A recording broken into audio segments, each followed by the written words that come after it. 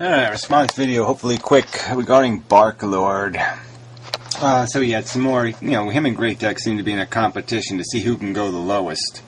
And they both can go, for kind of chubby guys, they can both go really, really low. So Barklord is now taking two clips of mine on the word imposition and illustrating what he would consider an apparent and obvious conflicting definition. And they're not really conflicting definitions, but that's, a nuance. Nuance is something that, it skips this guy's notice, except when it's to his advantage.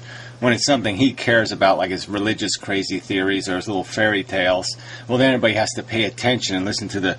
Didn't you hear the little mouse squeak in the story? And the squeak meant something. Or some kind of bullshit like that.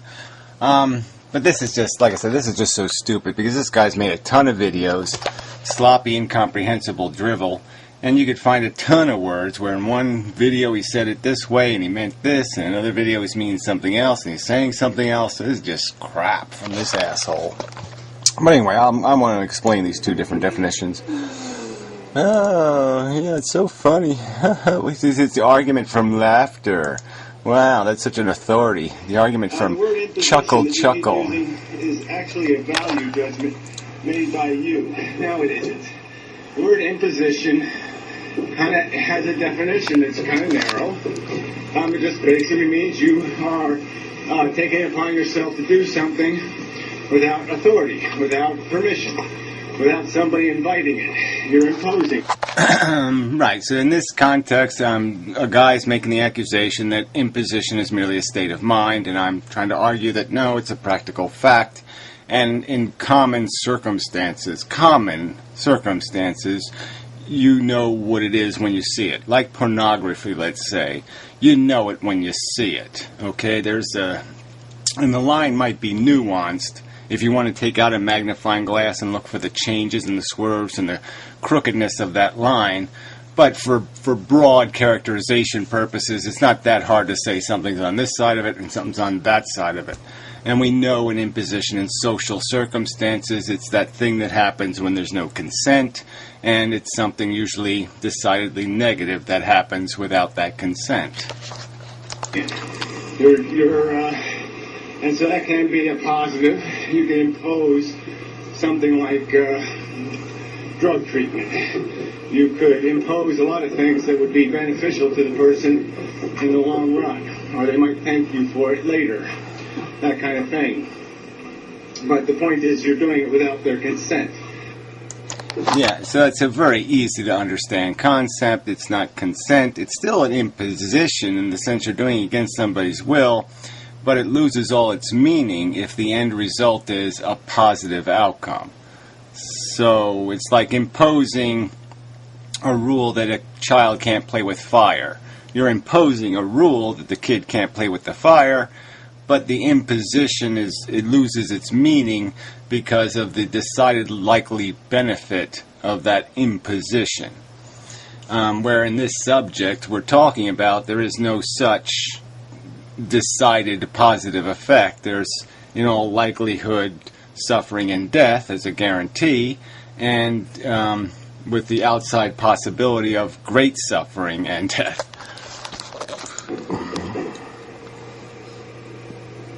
Oh, make some faces. He's saying that imposition is a completely different argument. Of course it's not. You can't have an imposition unless you have a negative.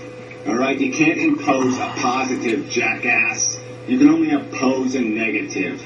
All right? So the whole time... Right. So now he's doing the argument from laughter. So in this context, separate videos, let's remember, separate conversations, one more focused on a social definition of the word imposition that's related to the idea of consent, the other one more related to a conversation about the abstract concept of positive and negative and end results.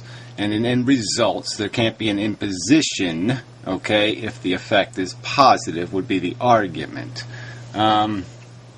So you can't, and it's like the difference between imposing the absence of a pleasure or imposing the reality of a suffering.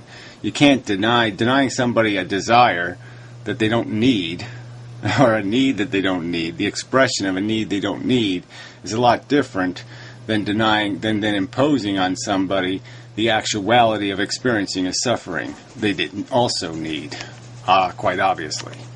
So there are two different contexts.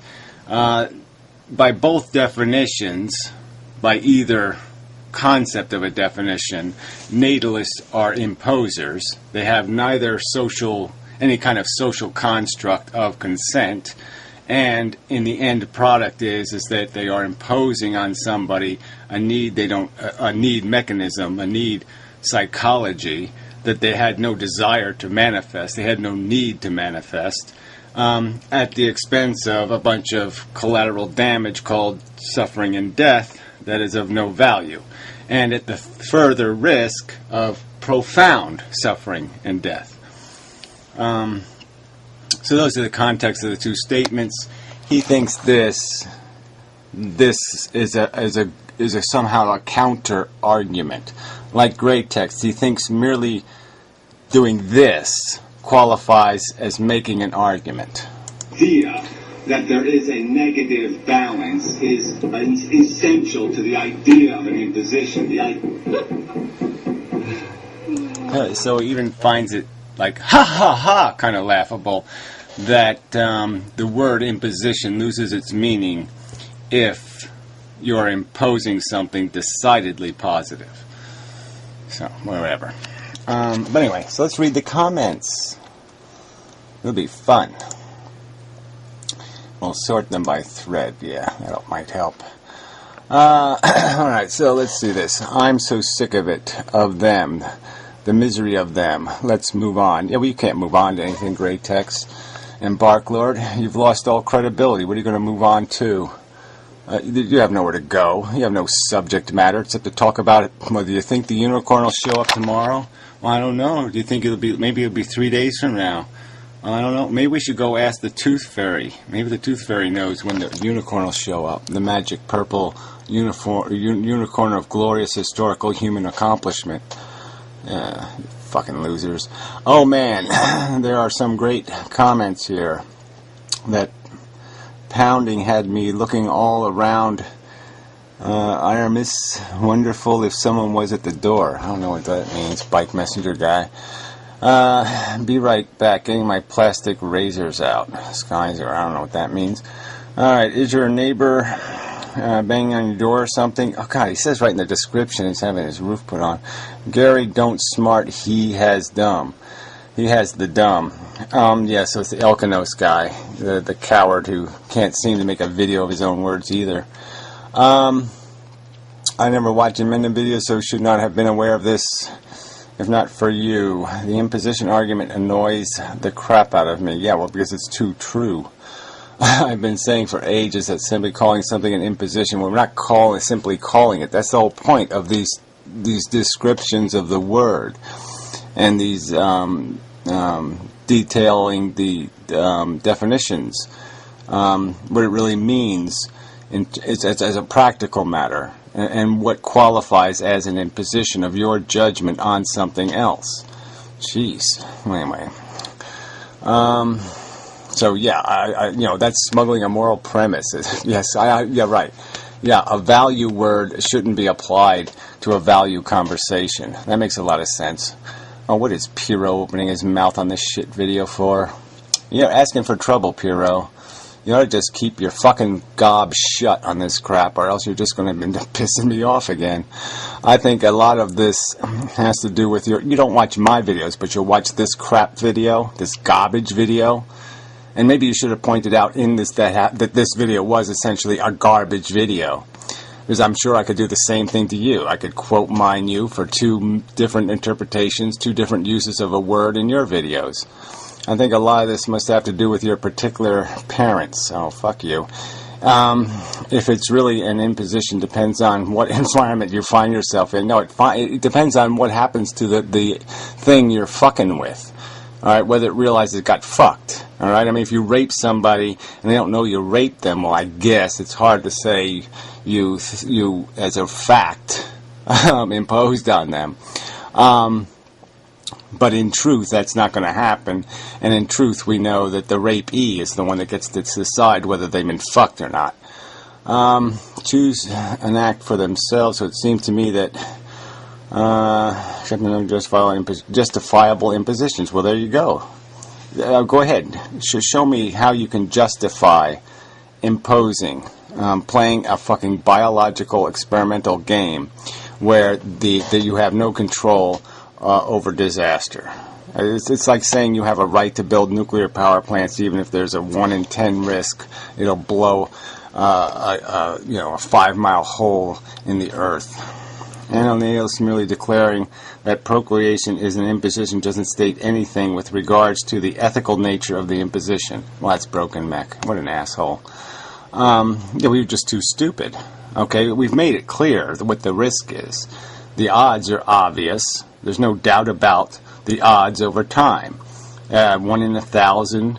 You can go through all the list of the things that are 1 in 1,000 risks. You're entering somebody in lotteries. All right, negative lotteries. You don't have a right to buy tickets in negative lotteries and then hand them to a kid and say, "Tough shit, fella, I played for you." You find it amazing, derived energy. You find it amazing because you can't differentiate between the concepts of starting and continuing. Well, that's a very good point. He always makes some good points. All right, here's Puro. Here we go. I've proved that procreation is a continuation of life. Oh, wow, whatever that means. You all said, fine, we mean consciousness, or whatever. But the emotional needs of your argument require you to use the word life nonetheless. I don't have any obligation to use anything. Thus, so far, you are in the losing state. Well, fuck you, Piro. If you admit the word is not life, that no new life is created any more than you are new compared to who you were 10 years ago. Well, Piro, this is just too stupid an argument. If you can't concede that I am separate from my father, I am not my father, I am not my mother, I'm not either one of my grandparents, I'm an individual's consciousness, this is absolute drivel. Take it to a fucking temple, asshole. I mean, there's a whole list, the whole thread here of this Piro fucking goddamn theology. Go read a biology book, you fucking dimwit. I mean, God, that is so irritating. Spoken like a true cultist. Let's see what this was. I just can't... Sorry, I got some allergy trouble. I just can't be arsed with your stupidity and pig-headedness anymore. I could torture you in a vat of boiling water. Well, that's not much of a... No answer to that. Fine. Great text, then. I didn't expect one. Well, that's a lie. I expected you to make a malicious... Alright, let me see if I can find a great text argument here somewhere. He said impositions are inherently bad in clip 1, and that impositions can be good in clip 2. Perhaps it's taken out of contextification and such like. Yeah, we'll make a joke about it, but obviously it's out of context because they're two fucking separate videos. One arguing with somebody who says imposition is a perception, and one arguing that that pleasure is actually pain, and that pain is actually pleasure. So, I mean, yeah, when you're arguing with two different kinds of lunatics, you have to argue with a different kind of verbiage. You use a different, use the B definition sometimes, and sometimes use the A definition. But they're both legitimate definitions of the word. One is just more explicit, and one is more just general use. And at minimum, you assholes should be saying, well, this word imposition is an interesting word. It's an interesting value word. It has value weight. Let's analyze this word imposition. Let's see where we can go with this word imposition. But you're not doing anything intelligent like that. You're just playing games again. Silly little fucking word games. So bravo. You're in the same category now with Tranquil in terms of your desperation to sit there and say, oh, well, somehow we got to prove him wrong. I guess the only way to prove him wrong is to say he's got one red sock on and one blue sock on. Oh, fucking jackasses. So go ahead, Bark Lord, have your little jolly, all right? But You've lost all credibility, and you're whining and you're complaining that somehow you've been misunderstood or misinterpreted or somehow perverted, because we see what you will resort to. If I did anything to you, I didn't do it on purpose. You have clearly done it on purpose. So, bravo. You're a malicious, lying weasel. And, yeah, fuck you. Yeah. Fuck you. Hard and unpleasantly. Goodbye. And such.